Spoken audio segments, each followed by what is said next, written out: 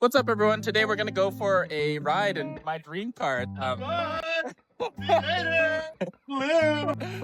This is a little newer than my dream car. My dream car was made in the 80s, but they're still really cool. I drove one of these in Sado Island in Japan. So it's an EV plus an electric engine. Hi, this is Editor Marco here. I interrupt this message to tell you I meant to say EV plus gas engine. Now back to our scheduled program. So first impressions, I'm liking what I'm seeing already. The seats are kind of semi-bucket seats. Mind you, I'm coming from a 2007 Impreza WRX, which is my daily driver. So far we're moving into the future with our infotainment system here. We got USB-C chargers, an EV mode, and I'm hoping there's a sport mode that we can try out, see what that VVTi engine at least feels like. So far we've got all these controls at our hands. We have lane keep assist, the cruise control, which looks forward and kind of keeps you at that same distance. We have our Bluetooth controls here for calling, turning the radio. And then let's move on to turning on the car. Let's see what it's like. Push a button start, of course. So believe it or not, the car is actually on right now. So it's in fully EV mode. So sometimes when you're in fully EV mode, the car is completely silent. You could use it to sneak out and go out for late night toge runs, or don't use it for nefarious purposes. The nice thing about having a silent car is that we can blast the tunes. And when you're in a Toyota Corolla, you know what that means, ladies and gentlemen. We're gonna blast that Eurobeat, bitch. Now that we've had a little fun, it's time to get back to work. So like I said before, we have Eco, Normal, and Sport. And y'all know which mode we're about to put it in. Oh, one thing I forgot to mention is they also have wireless charging. So if you look here, there's a wireless charger. All right, so let's get rolling. I'm hoping my phone stays there. It's kind of hot today. Let's go for a little virtual test drive in this Corolla. My favorite car in the world. Like I said, you do have to be careful with these, especially in places where there's schools or children playing, because they are dangerously quiet. One thing that's really cool about EVs that a lot of people don't know is you actually have instant torque. So that means when you kind of step on the gas, you get a really fun, punchy torque in the low end. Of course, it does bleed off when you're in a car like this, a Toyota Corolla. But let's say if I just punch the gas right now, you see that the car was so fast it made my camera fall. No, I do have to invest in a phone holder for when I do these kind of things.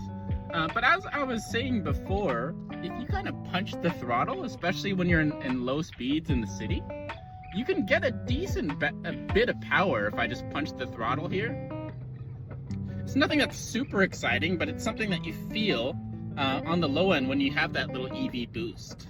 Now let's talk about comfortable. The steering is actually pretty responsive for a car. This is the SE version. I'm gonna have to check it and see if that means that suspension is a little stiffer, and we are riding in sport mode, but the steering is pretty responsive and the suspension isn't too mushy. Sometimes you get in these economy cars and you'll feel that kind of low-cost mush is what I call it, but it's not too bad. One thing I'm even impressed with here is there's not a lot of road noise. So it's actually relatively quiet, especially when you're in that EV mode. I think economy cars have come a long way. Like I said, my daily is an 07 WRX, which has a decent amount of road noise because its base is just the base model Impreza, which is really just an economy car. Now, one thing you should consider while looking at this car in particular, for some of you, it might be a little above what you want to pay in monthly payments.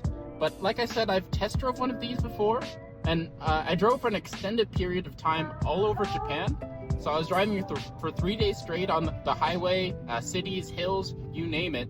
And I spent only $30 over 3 days. So one thing I'm noticing now, and then one thing that you'd have to get used to if you've never driven an EV before, is that before the car actually utilizes your brakes, so let's say if I were to just tap the brakes here, before the car utilizes your real brakes, the car will actually turn on its recharge system. So it's the same technology that they use in F1, which is pretty cool if you want to say your car has some technology similar to F1. But instead of using your brake pads, what it will do is run that generator essentially for the battery. So you're saving extra power and hopefully saving on your brake pads. I'm not sure what the difference is between a normal car and a car with this EV system and brake pads, but you can hear a slight hum. That's the car recharging itself.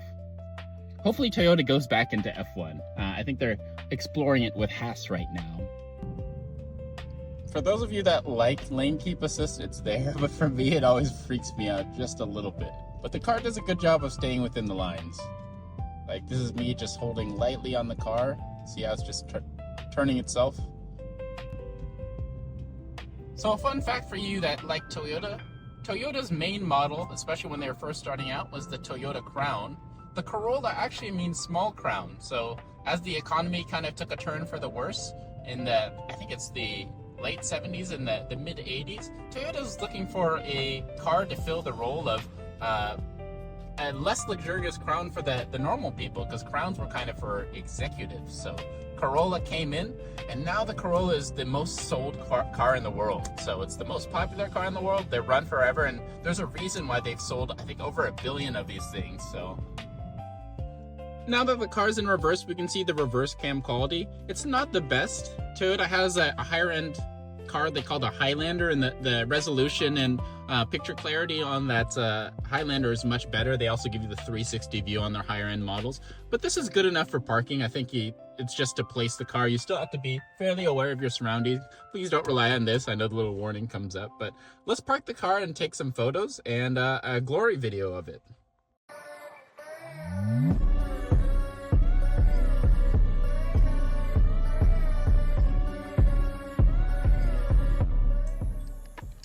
One more perk of these newer cars is this keyless entry. I love these things. One thing I forgot to talk about was interior materials. Honestly, I think they did a really good job for a subcompact economy car. Over here in the front, we actually have some pretty good pleather with some stitching on it. I never thought I'd see stitching in an economy car, but that's excellent. Of course, there's some cheaper plastics here and there, and I'm a little concerned about the longevity of some of these materials, but just, yeah, they did a really good job with the interior for this car, I think. Now let's talk about review score, what we're going to give this car. I think I'm going to give this car an 8.6, and I think some of you might have saw that coming, but an 8.6 out of 10. There's small issues that I have with the car, front end visibility. Some of the materials are a little cheaper inside, and honestly, I like a car with a little more pep in its step. But it's great for you if you're thinking about commuting a long distance. It's an excellent commuter car, gets great gas mileage. So if you're upgrading, especially from, let's say, a Corolla from the 2010s, this would be the perfect car for you. And you'd save on gas with that EV mode. So like I said, perfect. It's kind of in between an economy car and a more premium car like a Camry. So it's got a lot of nice features on the inside, and I think you guys would love it. Now, if you have kids, it's probably a good car for you. If you're trying to transport 4 adults around, it does get a little tight in the back, but at least you have some USB-C to give you some energy while you're doing a road trip or something. Now, the cool thing about this car is we do have multiple versions of the Corolla here. We picked up an excellent fleet of Toyotas. So we have the Hybrid SE model here, which gives you a little bit of upgrades, and then we have the more sportier XSE right here. So if you want the little sportier one, you can go for that one as well.